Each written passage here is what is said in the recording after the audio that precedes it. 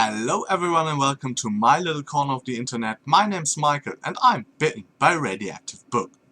Today is not Tic Tac Tuesday, but I'm doing a tag anyway. Craziness!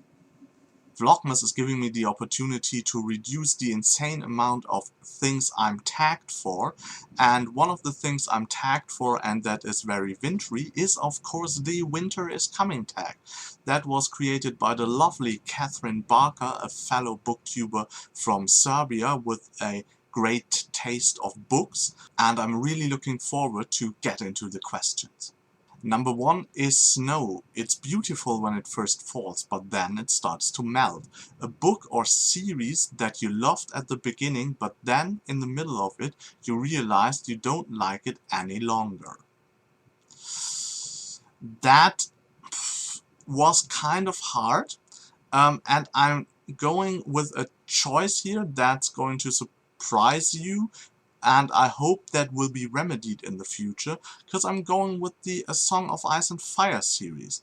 It is one of my favorite series of all time, but I have to admit that the last 2 volumes, 4 and 5 in the series, weren't as good and as engaging anymore as the first 3.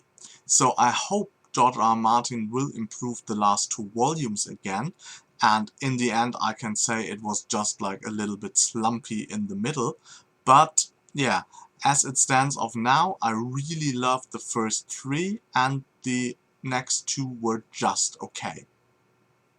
Question 2 is Snowflake, something beautiful and always different. Choose a book that stands out, that is different from all the other books you've read.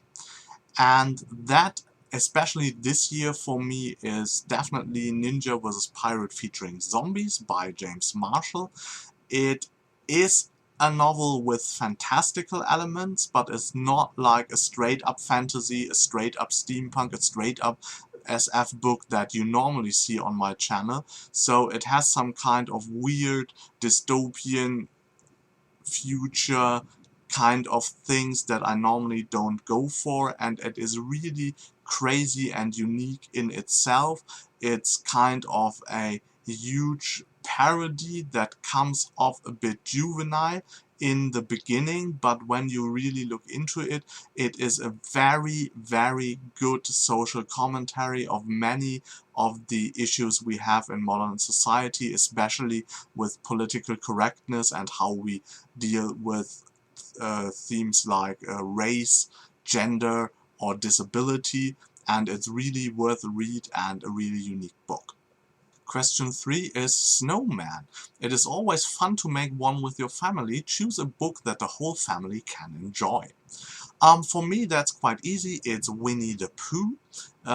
It's one of my favorite books of my childhood, and I think it is not only interesting for the kids, but also for the parents as well, because there is a lot of humor, because like every character is a bit of associated with one kind of issue or one fear, and that is something that you can also appreciate when you're a grown-up. For example, I think that the character of Ia, the donkey, is really interesting because he is like depressed, and that's something that you don't that often see in a children's book, and that might also be interesting for adults as well. So yeah, Winnie the Pooh it is. Question 4, Christmas. Choose a book that is full of happiness that made you warm inside after reading it. And also, that's not very difficult. It's The Peculiar by Stefan Bachmann. It's kind of a magical mix-up of steampunk and, I don't want to say Harry Potter, but it is a different feeling of warmth, but is a similar feeling of warmth, if that makes any sense to you at all. So it has that, because it's set in the Victorian era, it's kind of the like steampunk Dickensian feel of warmth, but the story or the plot itself have this kind of Harry Potter feeling as well. So it's really, really magical. I really love it, and the sequel, The Whatnot, as well. It's a duology, and I think it has to be read as a duology, because there is like a huge cliffhanger at the end of the first book, so you have to immediately read the second book as well. Number 5 is Santa Claus. He brings wonderful presents. Choose a book that you'd like to get for Christmas. I'd really like to get the Goblin Emperor for Christmas by Catherine Addison. It's one of 2014's, I think, most talked about releases inside the fantasy community, and it's described as a very character-driven book without a lot of action and more about the political intrigue. It has a yeah, Goblin Emperor, but he's not the Emperor of the Goblins, but he's actually a bastard son of the Elven King or Emperor. And the whole Elven royal family dies, and now he is actually tasked with sitting on the Elven throne. And of course, as somebody who is like a half goblin, he's, not really well liked by everybody, and the whole court intrigues are very interesting, and I heard that the character and the character development of this main protagonist is very interesting, so that is very high up on my Christmas wish list. Number 6, snowballing. It can be painful to be hit by a snowball. Choose a book that hurt, that made you feel some strong emotions like sadness or anger. And therefore I'm going with The Forge of Darkness by Steven Erikson.